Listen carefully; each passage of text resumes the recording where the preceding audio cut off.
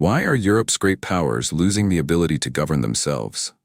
Imagine walking through the capital of a country that was once the center of world power. But instead of order, you find protesters burning, police cowering, politicians squabbling in parliament without making a single decision. This is not just Paris, Washington, or Berlin. It is the entire European world in turmoil. A world that was once a model of democracy, now in an unprecedented state of instability. Are Europe's great powers losing the ability to govern themselves? The following 3 questions will be a deep and thorny journey to explain the truth that is quietly taking place behind the halo of the most admired democracies on the planet. Problem number 1. Signs of political self-degeneration. Europe, once considered the pinnacle of political civilization and a model of governance, is witnessing an inescapable degeneration, a slow but steady decline from within. And the danger is that chaos is no longer a rare occurrence but has become the new normal, a routine that is almost boring. In the United States, the symbol of congressional power is now nothing more than a stage for endless arguments. The verbal battles within the government and the complete paralysis due to disagreements on policies no longer shock the public, but only make people sigh in frustration. Instead of seeking compromise to run the country, the Republican and Democratic parties have turned to destroy each other like 2 uncompromising opponents. Congressional hearings have become political theaters where facts are distorted and reason is crushed by partisan sentiment. This is no longer a decision-making process, but a power struggle. The Brexit saga in the UK is a tragic illustration of this. A referendum that was supposed to be the ultimate expression of democracy has instead opened a cycle of instability that has no end in sight. Since leaving the European Union, the UK has been mired in internal political crisis, with successive prime ministers losing and coalition governments falling apart. Leaders who have not had enough time to make their mark or even to finalize policies have had to resign amid a wave of social discontent. Confidence and the ability of governments to govern have been almost completely eroded. In the Netherlands and Italy, 2 typical Western European countries, the situation is no better. Governments have been hastily formed and then quickly collapsed because of factional conflicts. The pace of cabinet changes has been so rapid that many people no longer know who is in power, what policy will change, and where the country is headed. This is no longer a temporary political crisis, but a quiet erosion of faith in the old power structure. But that's just the tip of a sinking iceberg. The deeper, more dangerous part is the decay within the law enforcement apparatus, which is supposed to maintain order and enforce the law. In the U.S., in the wake of the Black Lives Matter movement, a wave of police resignations has spread like an infectious disease. Not only because of social pressure, but also because they feel betrayed. Law enforcement officers are treated as potential criminals. The law enforcement system is broken, leaving a vacuum that street gangs are eager to fill. In France and Germany, the bastions of European civilization, there are increasingly no-go zones, areas where the police refuse to enter because they cannot control the situation. This is not only a manifestation of poor public order, but also evidence of the inability of state power in certain places. When the government loses control of a part of its territory, even a few streets, it is no longer a matter of social order, but a warning sign of the collapse of centralized power. And most importantly, trust. The foundation that sustains all forms of governance is crumbling. According to a Pew survey by 2024, only 20% of Americans will have confidence in the federal government, meaning that 4 in 5 people no longer see the government as representing their interests. And in France, less than 15% of young people believe that democracy is serving them. But the numbers are not just a reflection of frustration, they are a warning of a society approaching a breaking point. When trust is lost, the entire political system loses its legitimacy, even if it maintains the veneer of elections and the rule of law. One of the immediate causes is that partisanship has transcended the limits of political debate, becoming a kind of native dogmatism, where people listen only to their own side and automatically reject anything from the other side. As a result, urgent policy decisions, such as those on COVID-19, have been tied up in pointless battles over masks, vaccines, and restrictions on personal freedoms. Millions have died not just from the virus, but from the failure of politics to act promptly and consistently. and the leaders who were supposed to be steering the country have been portrayed as characters vying for glory in a media war. They are no longer symbols of vision or capacity, but tools of a political game.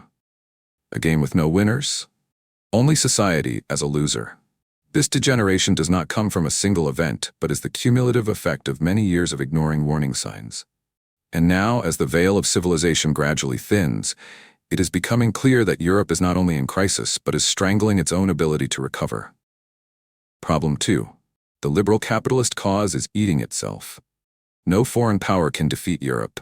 No total war will bring them down. In fact, they are collapsing from within, because of the very things that made them so glorious. Liberal capitalism, the symbol of victory after the Cold War, has now become a double-edged sword, cutting off their ability to protect themselves and maintain social stability. Liberalism, in its purest form, is a noble ideal, upholding individual rights, freedom of speech, and pluralism.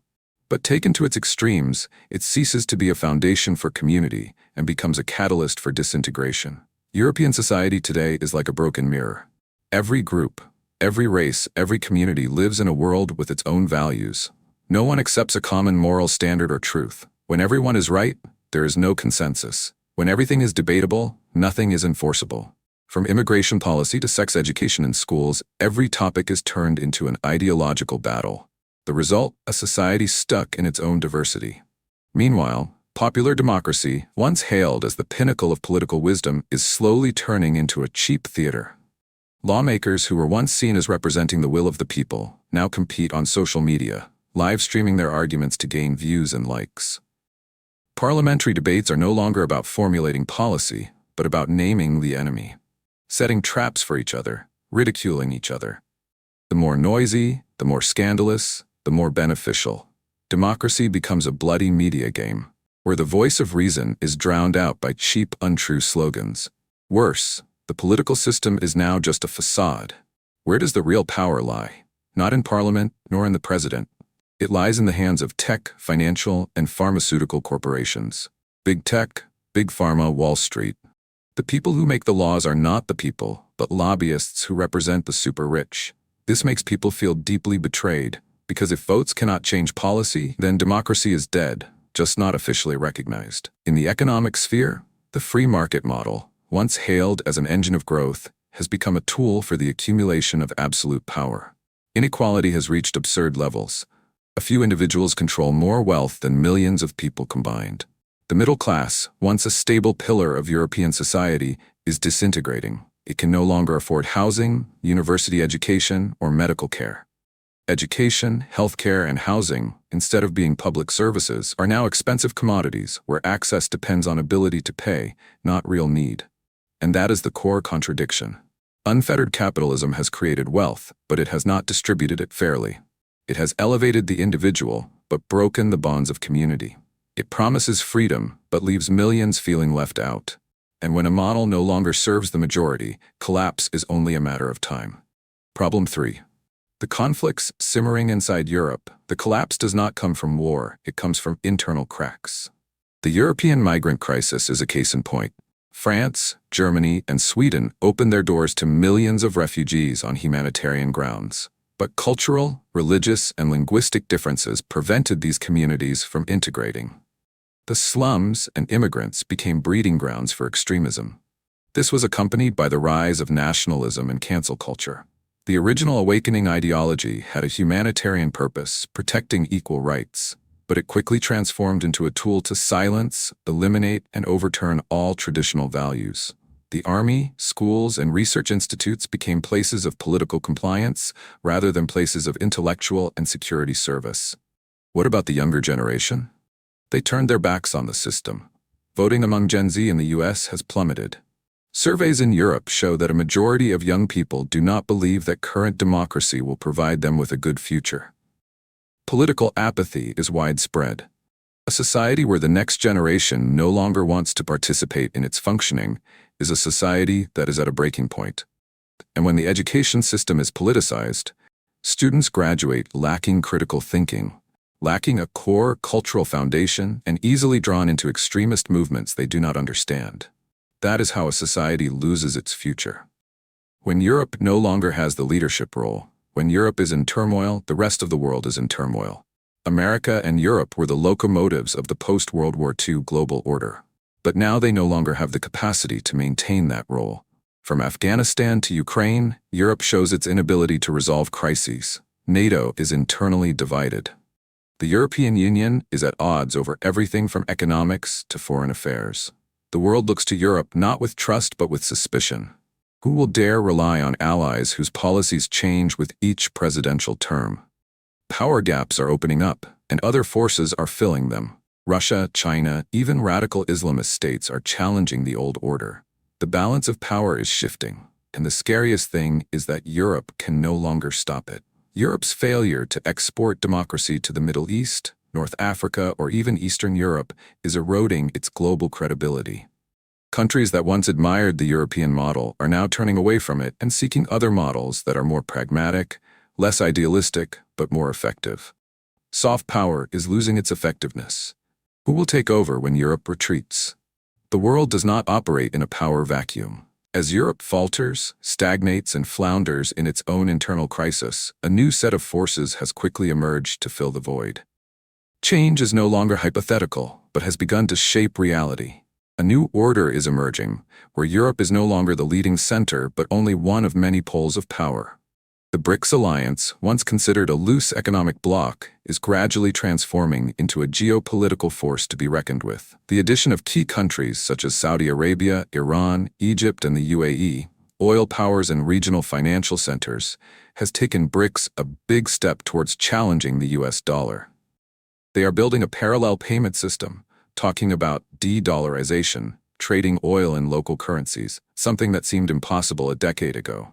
Many countries are racing not only to invest in infrastructure, but also to reshape the economic dependence of many developing countries. Russia, meanwhile, despite sanctions and isolation from Europe, is expanding its military presence in Africa, consolidating its influence in the Middle East, and building a network of allies outside European-controlled institutions.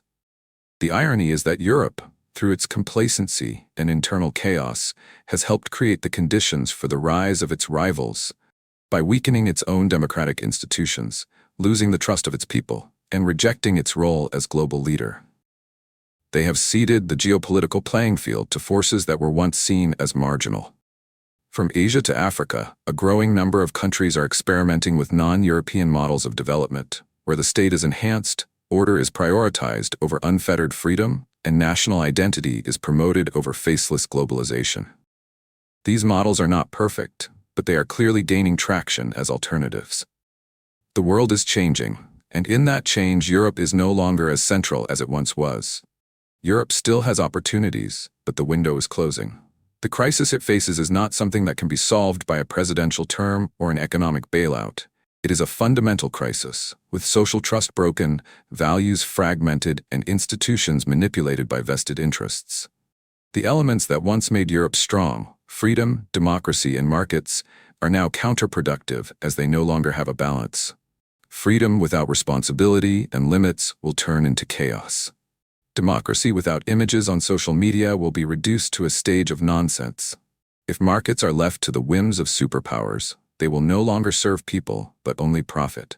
These are facts that Europe must face. Otherwise, it will continue to spiral into collapse, not because of external enemies, but because of its own internal decline. To survive, Europe needs to do the hardest thing of all: reform itself.